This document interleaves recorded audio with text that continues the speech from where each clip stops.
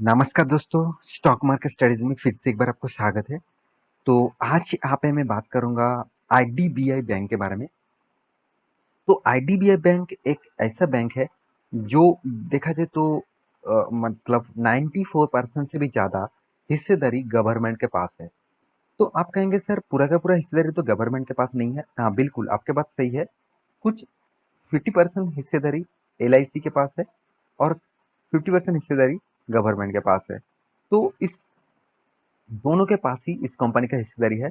बाकी कुछ मतलब छोटा सा अमाउंट पब्लिक के पास है और कुछ डीएस के पास है। तो मैं आज बात करूंगा आईडीबीआई बैंक के बारे में। बहुत सारे लोगों ने कमेंट किया, सर आईडीबीआई बैंक बहुत छोटा है और एक पेनी स्टॉक जैसे काम कर रहा है, तो क्या अभी इस मौके को फायदे के हिसाब से उठाना चाहिए?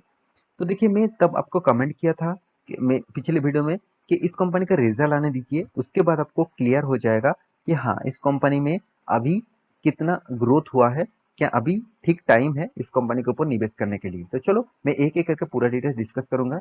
तो वीडियो को शुरू करने से पहले मैं जरूर रिक्वेस्ट करूंगा, अभी तक अपने चैनल को सब्सक्राइब नहीं किया तो जरूर सब्सक्राइब कर लेना, और अभी तक अपने बेल आइकन को हिट नहीं किया तो हिट करके ऑल भी सिलेक्ट कर दीजिएगा, क्योंकि आपको बहुत सारे नोटिफिकेशन इस चैनल के माध्यम से मिलता रहेंगे।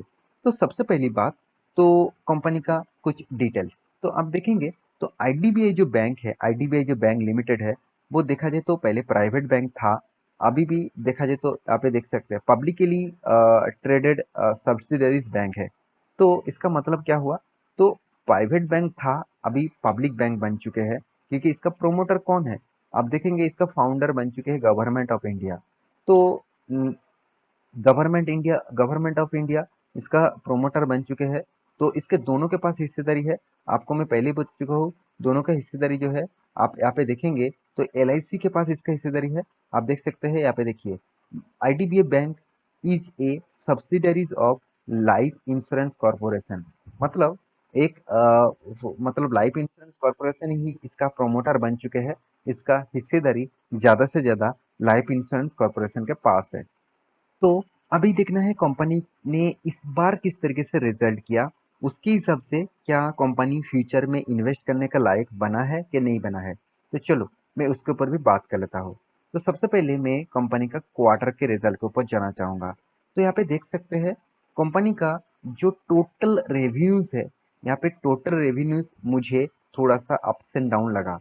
क्योंकि देखिए 2019 जून मंथ में कंपनी 5,000 करोड़ का टोटल रेवेन्यूज कमाए थे। उसके बाद 5,200 करोड़, फिर से कम हो गया 4,900 करोड़, फिर से ज़्यादा हो गया 5,600 करोड़। इसका मतलब कंपनी का जो इनकम का जो रेशियोज है, रेवेन्यूज का जो रेशियोज है, वो एक एक अप मूवमेंट में नहीं है, एक साइड बेसिस पैटर्न में चल रहा है। तो कंपनी का उसके बाद इंटरेस्ट भी पे करना पड़ेगा, क्योंकि बैंकिंग स्टॉक है, कर्जा तो लेगा ही। तो कितना कर्जा है आप देख सकते हैं, कर्जा को थोड़ा सा कम किया और कंपनी का एक्सपेंस भी बहुत कंट्रोल में लेके आया। जो 7,000 करोड़ के आसपास एक्सपेंस हुआ था, मतलब हो रहा था 2019 जून में, आज वो बन चुके हैं 2,500 करोड़ का एक्सपेंस। तो इसीलिए कंपनी का प्रॉफिट मार्जिन जो पहले लॉस में था, आज वो प्रॉफिट में है।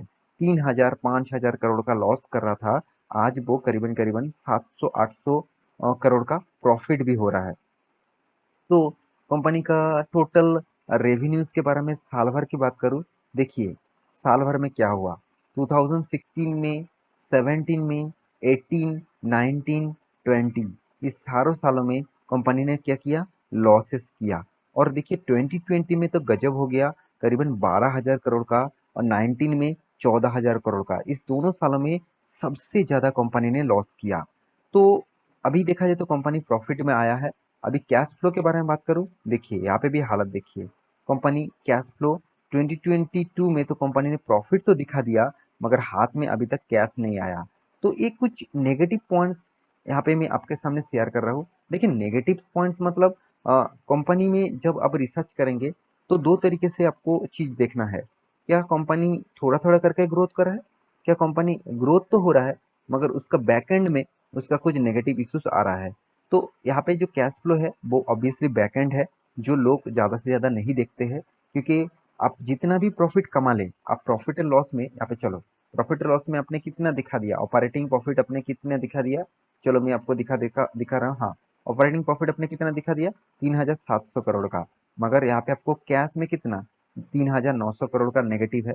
इसका मतलब सोचिए, कंपनी प्रॉफिट तो दिखा दिया, इसका इतना प्रॉफिट मुझे हुआ है, मगर कंपनी के हाथ में पैसा अभी तक नहीं आया। तो इसका मतलब क्या है, कंपनी लॉस, अभी तक लॉसेस में ही है। तो कंपनी में अगर वो पैसा नहीं आया तो कंपनी लॉसेस में ही तो होगा ना। तो ये चीज आपको ज्यादा से ज्यादा नोटिस करना होगा। और कंपनी के रिजर्व के बारे में बात करूँ तो रिजर्व भी देखेंगे तो कंपनी का रिजर्व ग्रोथ हो रहा है, मगर कंपनी का साथ साथ कर्जा भी ग्रोथ हो रहा है। तो कंपनी के इन्वेस्टर के बारे में बात करूँ तो मैं पहले बता चुका हूँ, प्रोमोटर के पास ही 94% होल्डिंग है। और इस 94% होल्डिंग में लाइफ इंश्योरेंस कॉर्पोरेशन के पास 49.25% होल्डिंग है। प्रेसिडेंट ऑफ इंडिया मतलब गवर्नमेंट के पास कितना, 45.48% होल्डिंग है।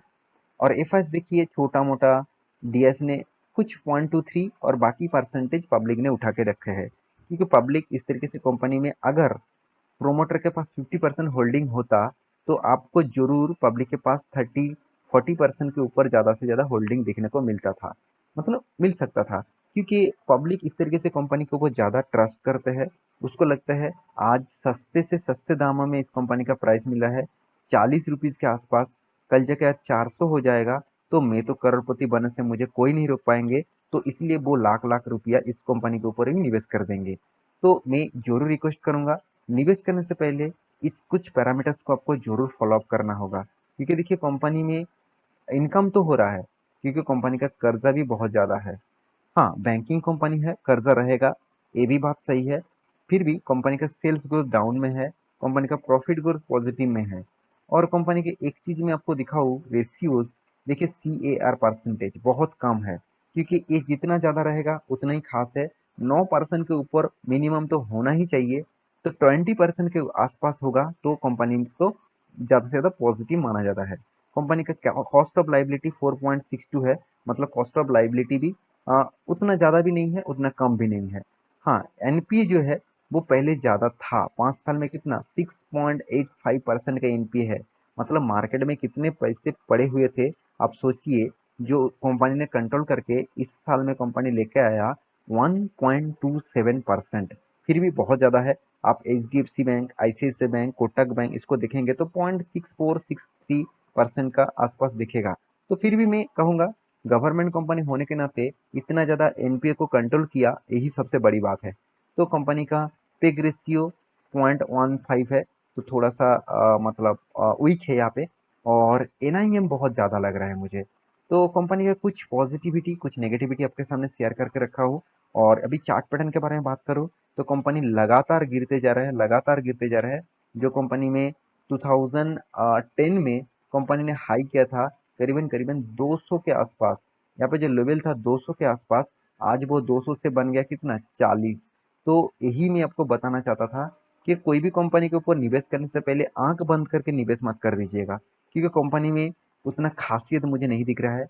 अगर आपको प्राइवेट बैंक में निवेश करना ही है, बहुत सारे बैंक है, 1,50,000 रुपया आप निवेश करना चाहते हैं तो आपके लिए बहुत अपॉर्चुनिटी मिलेगा।